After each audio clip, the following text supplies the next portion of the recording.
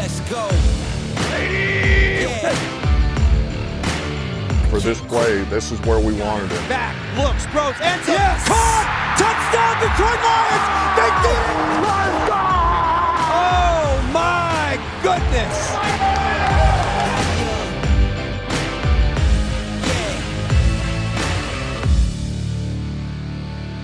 This is Inside the Pride, presented by Soaring Eagle Casino and Resort, a weekly 30-minute show airing right here on the Lions TV network.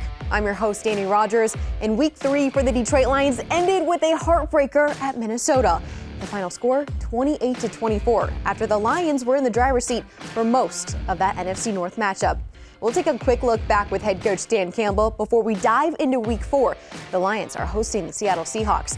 We'll head out to the Detroit Lions Academy, where quarterback Jared Goff celebrated his JG16 STEAM Lab launch, and we feature Detroit Lions cheerleader Bella. First up, though, let's head out to Minneapolis for the sights and sounds from Week 3. We're getting you ready. It's the Lions and Vikings coming up here from US Bank Stadium. This is going to be fun. It always is when these two teams get together. I think the key is to take this crowd noise, take this crowd out of the game. That'll make communication a little easier on the offensive side of the ball, and control the ball, control the pace of this game, and hopefully keep our offense on the field. 67,000 packed in and ready to go in Minneapolis.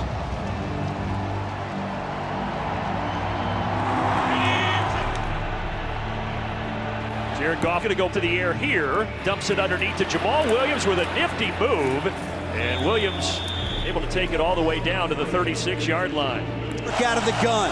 Goff back, Goff sets, throws, complete. Amon-Ra St. Brown 20, 15, 10, angling at the 5, leaping, did he get in? They're going to say he's down at the 1-yard line. Williams in the back, and he's in. Jamal Williams, touchdown Detroit. Cousins takes the snap, inside handoff to Cook, but Charles Harris was right there waiting for him that time. On 3rd and 5, Cousins nowhere to go, and he just heaves it toward the sideline, and Minnesota will have to punt the football. And off the play fake, it's complete to Josh Reynolds for 16 yards. Goff out of the gun, hands off, jet sweep look, that is Amon-Ra. Sidesteps a man at the 10, 7-0, they're knocking on the door again. Jamal Williams, the single back behind Goff. Goff turns, fakes to Jamal, rolls left, throws, end zone, caught, touchdown, Detroit Lions, TJ Hawkinson. Oh, that hard run fake did it again, because as Goff rolled, he saw 88 all by himself. That's the end of the half. 14-14 is our score as we head for halftime.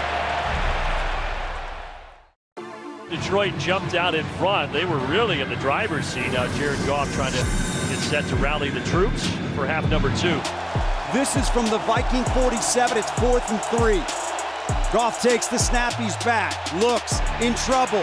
Rolling left. Throws. Caught. Josh Reynolds with it. Left sideline. That is big-time stuff by Jared Goff. He came back left and found Josh Reynolds for 16 and a first down. Seibert's ready. There's a snap from Daly. Spot by Fox. Kick is up, and it is good. The Lions go back on top. It is now Detroit 17 and the Vikings 14. Cousins out of the gun. He's got it. Cousins back. Pressure comes. He's got to get rid of it and does. Charles Harris unabated to Cousins, and that brings up 4th and 12. Goff, play action, fake, sets, throws, got it complete. That is Reynolds with it. Josh Reynolds inside the 20, inside the 15. Josh Reynolds down to the 13-yard line. That is a dart from Jared Goff. 1st and 10 Lions for the Viking 13. Jamal Williams with it, bounces it outside. Jamal to the edge, to the 5, to the end zone. Touchdown, Detroit Lions. Jamal Williams. Back into the end zone, Jamal Williams with a 13-yard rushing touchdown, and Detroit extends their lead.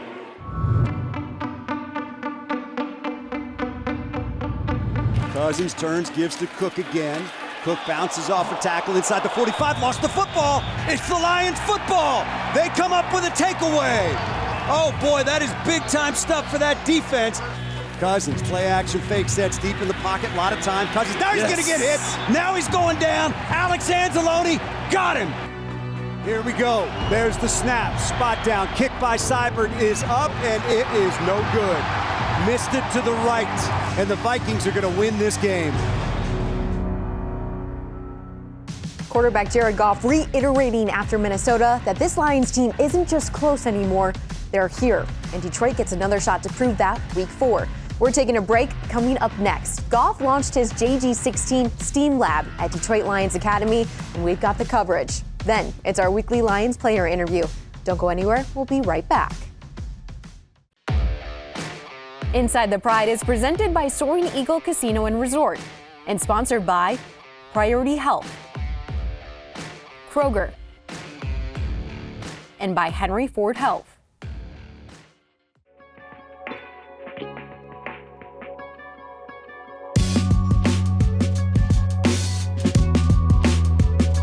How long is this going to take? Probably about 10 minutes. 10 minutes? What? To build a volcano? No. Yeah. No, it takes longer than 10 minutes. You going to put like baking soda in it when it's done? It'll blow up? Yeah. Cool. All right, have fun, guys. It's super fun. It's super rewarding and cool, and just fun to see them enjoying something that I've been able to be a part of, and it makes it all worth it. We were able to play on Sundays and do so many good things on the field, but being able to really have an impact off the field is a big thing for me and a big thing for a lot of us that makes it all worth it.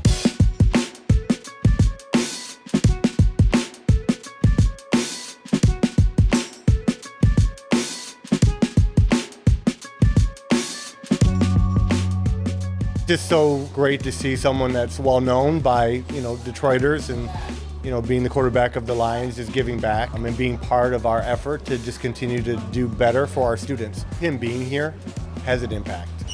They all know who he is, and they know that he has a busy schedule, and just that he's here alone sends a message that our kids are important and that he cares about their success.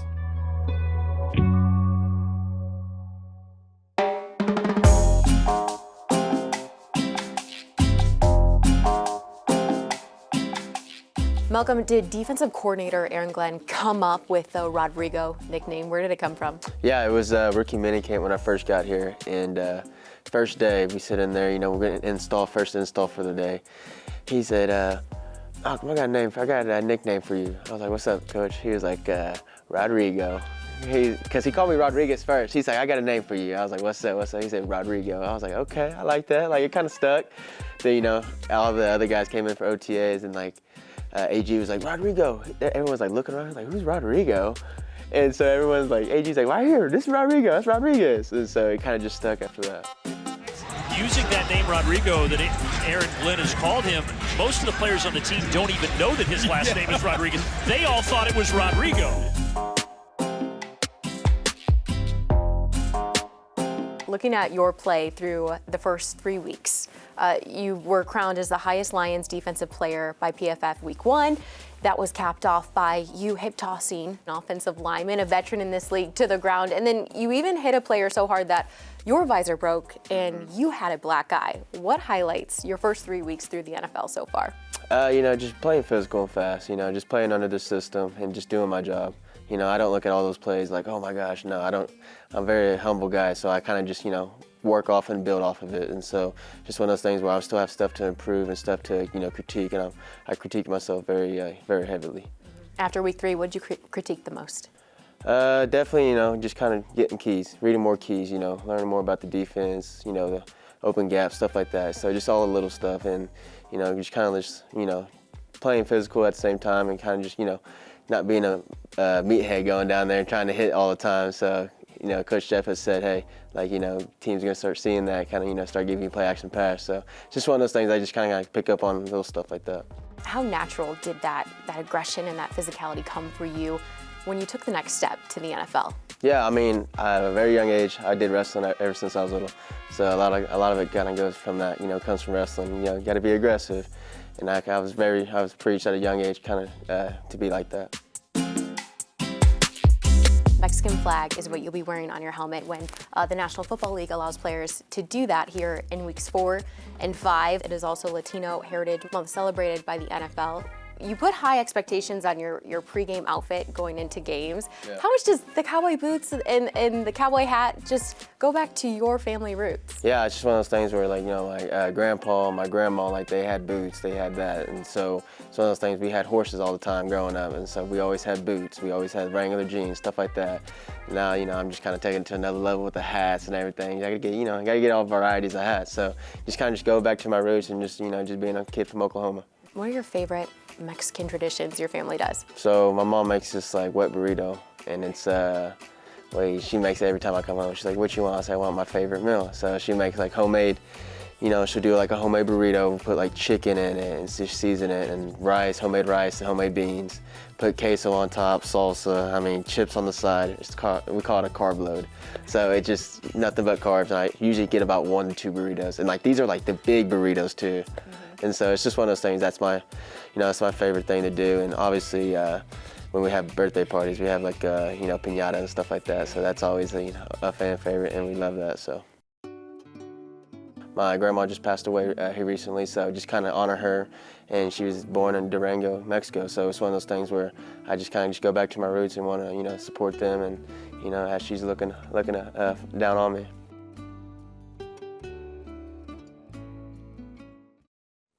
Welcome back to Inside the Pride. I'm now joined alongside the head coach, Dan Campbell. Your quarterback, Jared Goff, after week 3, he said something. He said, this team isn't close. It's there. It's arrived. We're only heading into week 4. How does your team continue to step up and arrive each week? It's the little things, and we are still young, but yet we're so much farther along than we were this time last year. And so if we'll just handle our business and you clean 1 or 2 things up here, that's the difference in the game. Literally, there's 12 plays in that game. You just clean up 1 of them, and we win that game. Not all 12, just 1. And so that's how close we are. But that's the league, too. Mm-hmm. Week 4, Seattle Seahawks are coming to Ford Field here in Detroit. They look a little different. Quarterback 1 is now Geno Smith there in Seattle. He's got a prized end zone target in DK Metcalf. Mm-hmm. Why is that? Yeah, well, I'll show you right here why it is. This guy is, look, we all know what he is. He's an explosive track athlete that plays like a basketball player that is on turf. So that pretty much explains it all. But look, even when you think he's covered, you got 2 on him, he's not covered. That's a hell of a throw, and Geno trusts him. And I would say this, Geno's playing as good a football as I've seen him play since he's been in the league. Running back Rashad Penny, he's picking up where he left off last season. I know your defense is going to be looking out for him. Rushed for 170 yards this time last matchup. What does he and his offensive line force defenses to do? Well, look, they're going to force you to load the box or play the run, and even if you are in a shell defense, they're going to force you to come down quickly. And if you don't commit your resources to the front, they'll just keep doing this because they can lean on you up front. And this guy's he's powerful, he's compact, he's strong, he's got great vision. And so when you're back that has those traits about you and you've got the vision, he's dangerous, he's deadly. And this is a good look at him. Just watch this from behind. He's looking for the cutback initially. They check to the right play. He's looking for it, but then, man, his vision, he says, you know what, I can make it. And he cuts right through there, and it's off to the races. He's strong enough to break tackles. And I think everything starts with him. We have to stop this guy. Defensively, I know you've talked about your defensive line wanting some girth. Seattle's got it, especially in defensive lineman Al Woods. What does he look like up there up front? He's huge. I made this comment earlier, but he's big for this league, which is saying something. So he's a big man, and here's a good look at him from behind. This guy is enormous, and if you don't come off the ball, bring your hips, strike, you're going to struggle with this guy. And he's strong, he's powerful, and he's very nimble. For that size of man to come off and make a play like this. So we're going to have to know where he is at all times, and maybe we run away from him. So you mentioned big emphasis stopping Rashad Penny, that run game. If nothing else, what else does your Lions team need to do to win? Yeah, look, it's the same stuff we talk about, man, every week. We can't shoot ourselves in the foot. And when we get in the criticals, we can't go out there and throw haymakers, Man, just stay true to what got you to that point. Calm down. Let's finish the job. And focus on the detail. Don't look at the whole big picture. Just focus on the detail of your job at hand. Coming up next on Inside the Pride, we're spotlighting Detroit Lions cheerleader Bella. Then it's Rogers Retweets, where I show you my favorite social media posts from this past week. Your reminder, Detroit is hosting Seattle Sunday inside Ford Field for a Week 4 matchup. All home game tickets are on sale now. Head to DetroitLions.com/tickets or scan the QR code right now on your screen to reserve your seats. Hi, my name is Bella, and this is my rookie season as a Detroit Lions cheerleader. Aside from the entertainment aspect of being a Detroit Lions cheerleader, it's really just a bigger perspective of things that's most important to me. When I'm not dancing, I devote a lot of my time to the community relations work, where we get the opportunity to work with children in a variety of ways and really just encourage them to stay in school, work hard, and just remind them that no matter what they set their minds to, they can do anything with a positive mindset. I'd love to eventually become a leader of this team because mentorship and leadership is so important to me. I grew up with such an amazing support system. My coaches, Rebecca and Jordan, and my captains have been so motivating and just so helpful to us rookies this season. I truly hope to do the same for future DLC members. My ultimate mission in life is to really just make other people happy and to help others see the light and the potential that they may not see in themselves. And with my passion in the fashion and beauty industry, I'm able to do this by styling others and really just helping them feel the most confident and beautiful that they can feel in that moment. What I find most fascinating about the fashion world is that you can really just express yourself and show your personality through the things that you wear. Each and every day, I'm so grateful that I get to wear the most fashionable piece of all, and that is the Detroit Lions brand written across my chest. A big thank you to Bella for sharing her story with us. We're taking a break here on Inside the Pride, presented by Soaring Eagle Casino and Resort. Coming up next, it's Rogers Retweets. We'll be right back. Welcome back to Inside the Pride. Before we wrap up today's show, we have to get to Rogers Retweets, where I'm pulling my favorite fan shoutouts and posts from around the league. First up, we're heading back to Minneapolis, Minnesota for that Week 3 matchup. Shout out to Segi of SNC for rolling 9 deep. Going 9 deep anywhere on the road is difficult, and we appreciate you guys for putting up with a little bit of that fun trash talking with those Minnesota Viking fans. Wish we could have got a win for you. Appreciate the support. Next up, we're going across the border to the Hamilton Mighty Football Factory. It's a co-ed NFL flag spring and fall league for boys and girls in Hamilton, Ontario. Their coach is a huge fan of the Detroit Lions, wearing that Property of Lions shirt. We appreciate you guys so much and wish you guys the best of luck in your season. And last but not least, we also have to get to the news that Tracy Walker, safety for the Lions, tore his Achilles Week 3 against the Minnesota Vikings, something you absolutely do not want to hear ever in the National Football League. We're sending our best prayers and wishes to Tracy for a safe, speedy recovery. Ending this on a better note, Tracy and his wife Bella were able to welcome in another baby boy this past weekend. So some bad news, but some even greater news. And congrats to the Walker family. I know a lot of emotions going on right now, and we are thinking so much about you guys. That wraps up this edition of Rogers Retweets. And make sure you hashtag Rogers Retweets for your chance to be featured in this segment. Let's get you fired up for the Week 4 matchup. Detroit Lions taking on the Seattle Seahawks with our kickoff hype video. Enjoy. We'll see you next week. One pride, two times, driven by Detroit. Yeah. Game day, we live from the Lions Den, and now it's go time. One pride gon' answer the call, and it's the Seahawks on the phone line. Time for a win, and we locked in from goal line to goal line. And if Detroit had a last name, it'd be hard work, cause we know grind. It's showtime. We gon' make a movie too. Driven by Detroit, moving through. You get in the way that we moving you. Last thing you seen was Honolulu, blue and blue. This is teamwork, this is hard work, this is family. And ain't nothing louder than Ford Field when the fans roaring, understand me? Heavyweight, we gritty from the moment we flip the coin at 50. Ain't worried about nothing, the pride is with me. Tell me how they could deny the city. We one of the ones, shut down the run. As soon as they pass, it's picked up. Think we got lift off. Detroit, make some noise if you ready for the kickoff. One pride, two times, three. Yeah, we driven by